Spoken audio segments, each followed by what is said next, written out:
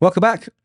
It's Garage Report. We got more Punisher news this week. Yes, this is my second Punisher video. I love the Punisher, and this is big news. This is big news indeed. We're going to take a look at this article. It's an exclusive from comic book website written by Tim Adams, who got to interview the architect behind this new Punisher Red Band book, Benjamin Percy.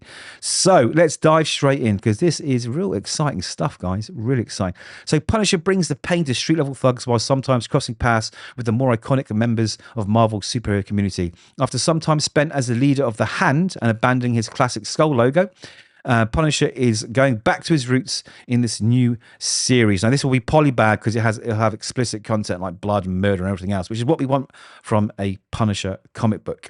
So he's going to talk to Benjamin Percy. So a quick thing. I'm going to show you the cover. So as you can see, Frank is back. Classic Frank is back, and something else has returned, like they said, and that's the skull logo, the now infamous skull logo, which was abandoned for a while because Marvel wanted to distance themselves from certain groups in America that were kind of adopting it as their symbol, and Marvel got a little scared because some bad stuff was going down, and they didn't really want it to reflect on them or their character. But they are no longer cowards. They've brought it back like they should for this Red Band book, and it looks glorious. Happy to see Frank back in that costume.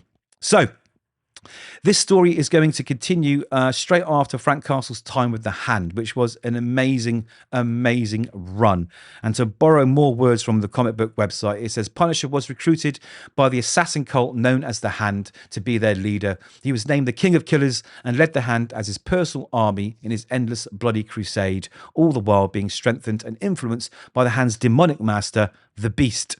Meanwhile, Daredevil was leading the counter to the Hand, the Fist, an organization founded to destroy the Hand once and for all. Daredevil and Elektra recruit killers and villains to their cause to train and reform them, turning them into soldiers for a greater purpose. Daredevil thought he was following the word of God, but was actually being strung along by the Beast's enemy and sister, the Wild. Now, it was a fantastic one. Some real dark stuff happened. They took Frank to places I didn't think they'd take him, and it was really good. So this says it's going to continue from there. He's got memory loss after his resurrection, and there's going to be all types of new threats.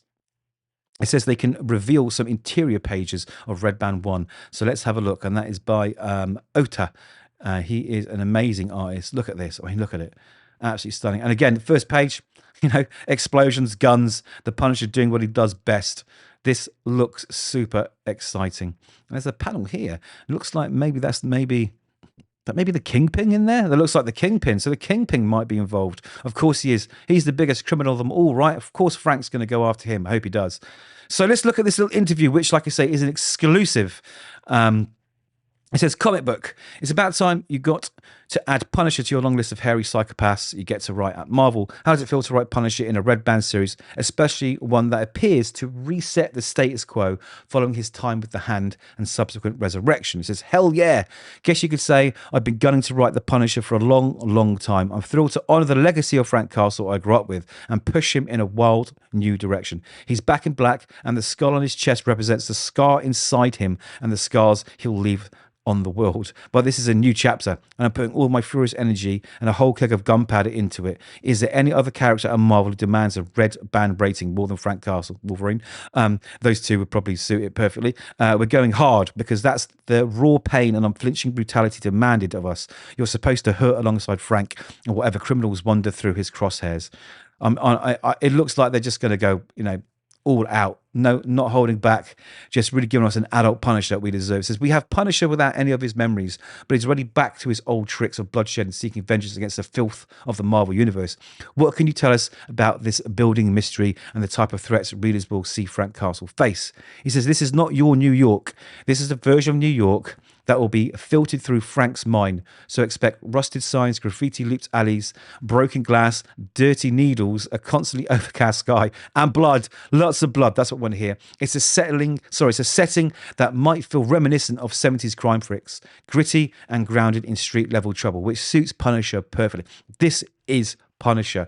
He says, I'm not going to give too much away, but as you can see from the preview pages, Frank Castle wakes up with several bullets lodged in his body on a burning ship with fentanyl in the hold, surrounded by dead bodies. And the harbour police are racing toward him.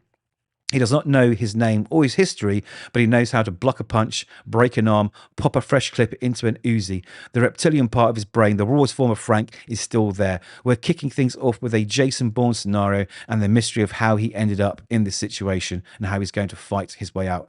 Are the sinister focus of this kickoff storyline? Well, that sounds great. It is the Bourne, identity, but with Frank Castle, and there's nothing wrong with that. I love it.